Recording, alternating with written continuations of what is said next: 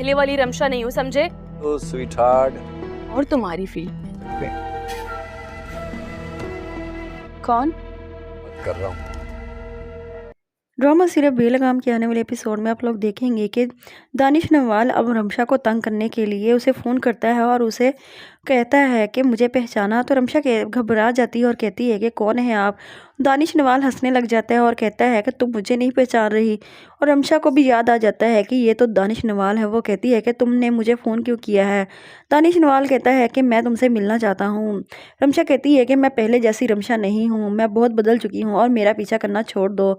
दानिश नवाल कहता है कि अब तो मौका मिला है तुम्हें हासिल करने का। तो अब रमशा कहती है कि अपनी बकवास बंद करो और दोबारा मुझे फ़ोन मत करना। और वो रमशा के घर पहुंच जाता है क्योंकि रमशा के जानने वालों में से दानिश नवाल का रिश्ता है। और वो रमशा को आकर कहता है कि रमशा मैं तुम्हें पा कर रहूँगा, जैसे तुम मुझे धोखा देकर वहाँ से भाग आई थी, लेकिन अब मैं तुम हासिल करके ही रहूँगा और तुम्हें ऐसा बदनाम करूँगी तो तुम सारी ज़िंदगी याद रखोगी जैसे तुमने मुझे धोखा दिया था।